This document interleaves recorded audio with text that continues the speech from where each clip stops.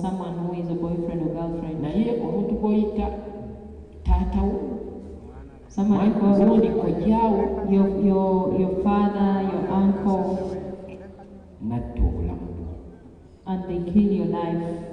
At least ku Sylvia. When it comes to Sylvia, Era n'akwasa oba endwadde egenda okubeera naawe obulamu bwo bwonna obw'omunsi. and they make you get a sickness, a disease that will be with you for the rest of your life. Ekyo ekiwundu kinene. That is a big wound. Kama mulungi ekiwundu ekyo kiki? Obu n'obeera ng'otambula n'obulwadde obumu bwe wazaalibwa nabwo. Some of them, or someone was walking with a sickness they were born with, Naye ng'omanyi tebuliwona. and they knew it will never be Naye nga healed. naawe weesanga bwesangibwa obulwadde obw'okukola ki? But you also found yourself with it. Ate tekikoma okwo, abakwetoolodde The people around you, ne bavuma. they start abusing you. Waliwo omunzijukira Jennifer lwe yajja n'aŋŋamba nga amaziga gamutuluka, yali akolaawo mu gundi nga secretary mu office awo. Omu ku banne yagendayo n'agamba naye muziina gwe ng'agamba bannange obweyagaliira. One of her friends went to her and told her, "You rubbish, you. Olifa ddi n'ova mu office? When will you ever die and leave this office?" Yagamba obulwadde buno saabweyagalira. I didn't wish. Afuna attacks on a monthly basis. She was getting attacks on a monthly basis, Naye ng'ensi temusaasira. but the world was not pitying her.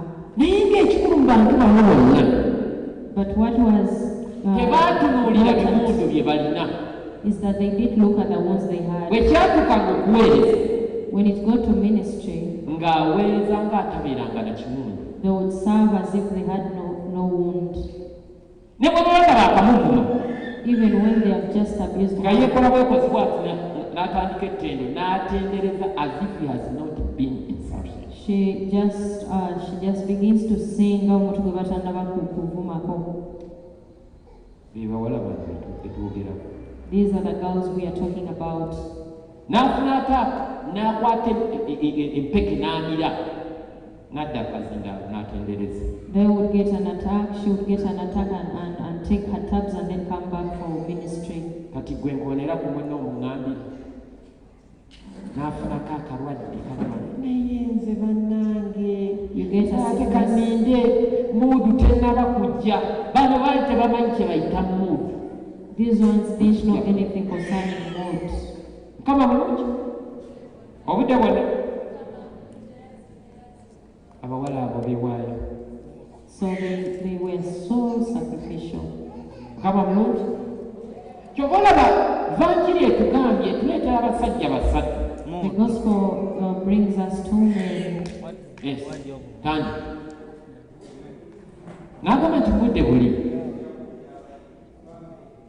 Yesu n'abuli abayigirizwa boogera olwo. Obwakabaka obw'omukulu bulinga omuntu agenda ewala eyasooka n'ayita abaweereza be n'abakwasa talanta gamba muno nti teri muntu ku nsi kuno gwe batakwasiza talanta. There is no one on in this earth or in this world that doesn't have a talent. Katwogera ku talenti ey'abawala bana ey'okuyimba gye baakoseza ddala We are talking n'obulamu about bwabwe. this girl's talent of singing that they used for their whole life. Tebaatunuulira limitations ze baalina mu bulamu bwabwe. They didn't look at the limitations they had in their lives, Newankubadde nga zaali nnene nnyo even when they were so big. naye baasalawo ne bakozesa talanta zaabwe. But they made a decision to use their Naye talent. Yesu atugamba bano abasajja, mwalimu abasajja basatu. Jesus tells us that these men, Awo bali bamukwasa talanta ttaano.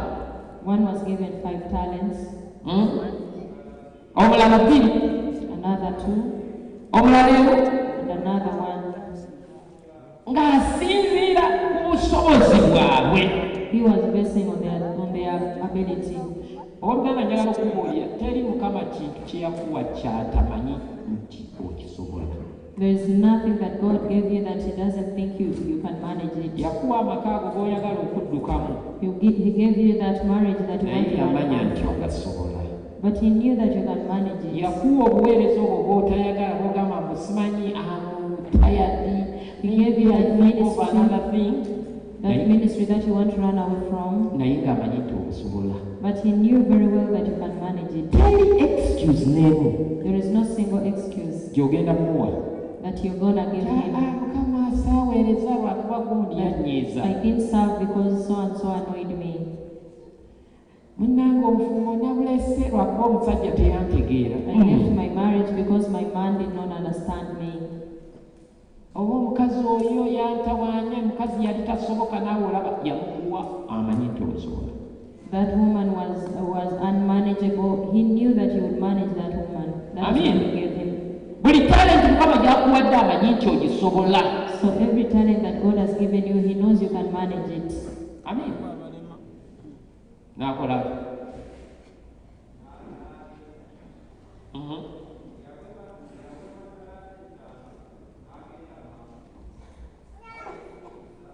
kati batugamba bw'obanga onooyagala okukozesa talenta gamba munno. If you want to use your talent, kola mu bwangu.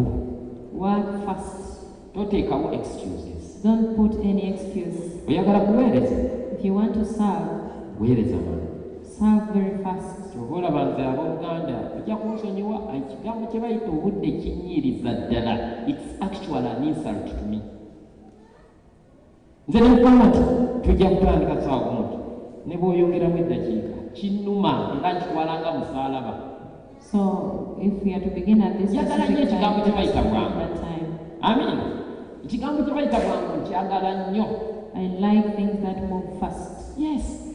Ate ne mu ggulu ebintu bibikole mu bwangu. Let us do things very Kyomulaba fast. abooluganda wano ebudde mumanyi ssaawa 8 naye olina mujja ssaawa 10 tugenda kumala. We know we are supposed to begin at 2, but then for you come at 4, and when we are even finishing,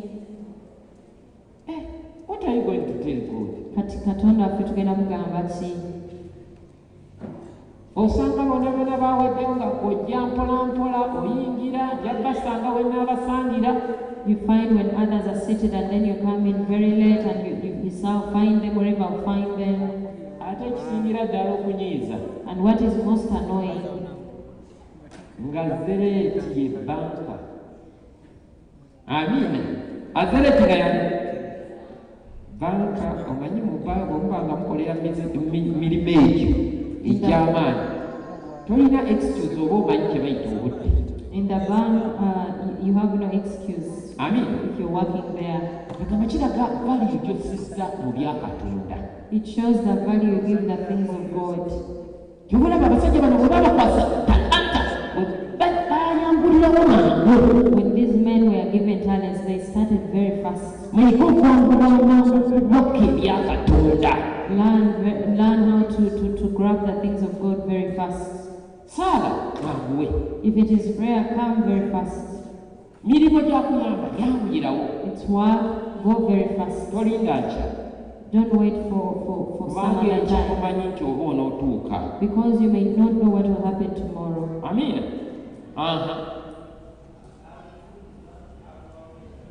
Kakati bwe basooka okuwa ow'ettaano ye n'amanya obusobozi bwe n'asuubuza n'agobamu endala meka? 5. The first one who got the 5 talents produced other 5 from the Olaba 5. olwaleero njagala nnyo okusabira abaana bano baamanya talenti yaabwe So these girls knew where their talent was ne bagikozesa and they used it. immediately. Naye njagala okubuuza ongambire omuntu akuliraanye kyekinaakuyamba okukozesa amangu. So what will help you use very fast? Talanta kwe kuyiga okwegayirira. Your talent is to learn how to pray. Buli muntu yenna asobola okwegayirira oluganda. Everyone can pray. Abaana bano baali beegayirizi. These girls were prayerful. Baali beegayirizi. Ebitone byabwe byavaayo kubanga baali beegayirizi. Their talents manifested because they were prayerful. Njagala okwebaza want to thank you people. Njagala okwebaza. I want to thank me. Yes. Nga team leader wa praise and worship. The leader of the praise and worship. Bagamba ekyama kya Kabaka tukikola ki? Tokikweka. Naye ekya Kabaka okikweka, ekya Katonda kyotakweka. Mukama akumpeera omukisa. Abaana bano naddala omukyala ono alina ekyama kyabasizeemu kyensuubira nti kijja kubatwala wala ate nga nabali kye baakolanga. So that is what our sisters used to do also. Baana bano badde ebbali ne beegayirira. We get aside and pray Ekiro kiramba. for a full night. Is it per month, per week, per month? Abamu mulaba tujja wano. Tetujja wano kuva wali ewaka ne tujja. Some of us, we just don't leave our homes and come here. Osobola kukola ministry kuva wali just tujja. You can't just do ministry when you just leave your home and come in this place and do ministry. Singa Mukama yali aboleka bye twaŋŋanga. If God shows you what we encounter, that is why someone who just come and taps into them, you may not manage when it comes to even in the ushering ministry. The enemy you're facing is so huge. You're required to pray. They used to praise Sylvia and waliwo Sylvia lwe baali ne banne abamu besijja kwogera naye nga bamanyi ne basalawo nga balaba obuweereza buyigo obugendo obufunyeemu gundi shape. So one time Sylvia and her friends saw that the ministry was getting ne batuuka mwana mukulu by that time. They went to the parish priest who was there by that time. The full week tugenda kugimala wali ku Goroto. We are going to spend the whole week at the grotto.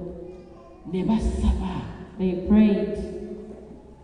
Abatabamanyi ne balyoka bagamba kati bakuntuze byakola biki basiriwadde ne basitulembe egundi. And those who didn't know about it naye nga bo bagamba tugenda kufiira Katonda waffe. But for them they are saying we are going to stick to our God. Nijjukira lumu ntuulenga mu maaso ge and sit ekiro before her negayira and pray. naye lumu n'afuna ataaka. And one day she got an attack. Nankubira ne mugamba omanyi kigongo sigenda kutwala. Nangamba Mr. Matufu. She called Mr. Matufu and told him I must go. Nkamugamba n'ekigongo ogenda kunvumisa Father musajja akaawa singa wabeerawo ekigwawo. Nagamba Yesu wange tagenda kireeta. So she said, you're going to take me, my Jesus is not going to bring anything. Era najja slowly and entered the car. Netugenda. And they went. Nange kwolwo nga ngenda ntya ningamba bannange singa afunirayo obuzibu mmoza ntya. Now in him you are saying if she gets a problem from there, how do I bring her back? Katonda katusinza munene. The God when he looks at the way you surrender your life, he cannot cause any problem or bring any problem to you. For those that go to Chiwamirembe, you know, the weather is a bit. There is a time when you feel it is total coldness and everyone is freezing. Kubanga bambi mubamanyi abasikola she was a sikola nga empewo bweyingira etuukira ddala ku ggumba. And once she gets the cold, it enters up to her bone. Naye ekiro kyonna yakimalanga ku luggi lwa Nnyaffe Maria. But she would spend the whole night at the door of Mother Mary. Pray. Ng'asaba.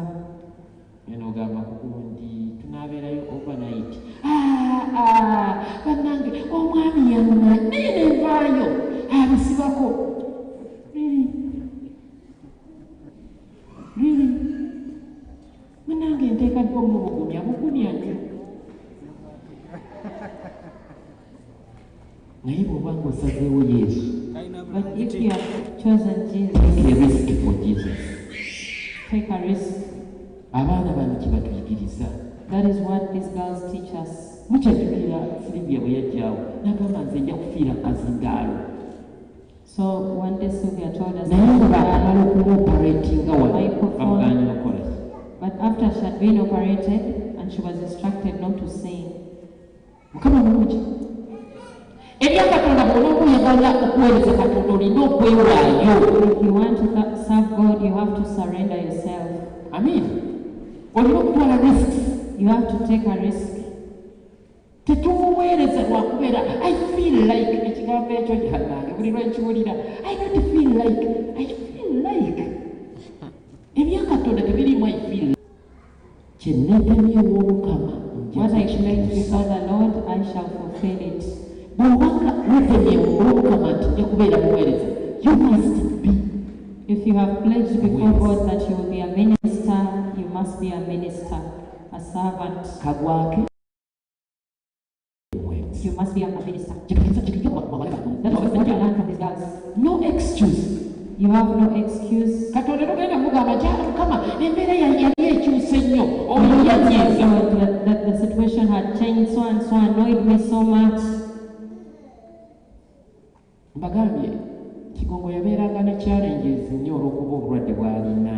Kigongo had so many challenges because of her sickness with her friends. And sometimes they would quarrel a bit. Najja kazindaalo ne bakaddukako. And then she would get to the microphone and all of them run away. Some of them. Amen. Naye nga yetasobola kugaana ku nyimbo. But for her, she would not get rid of singing. Ne bwe baba nga bagize nga amuyita. Oli n'ayimba ng'omwa guli wano naye nga byayimba. So some of them would back up when they are annoyed, but still they back up. Kama mulungi. Ebya Katonda tubiggyemu excuses. So let us get rid of excuses when it comes to good things. Ndi mu lusirika omwami yanyiizizza yekunyiizizzaako kaki. I am in silent treatment. My husband annoyed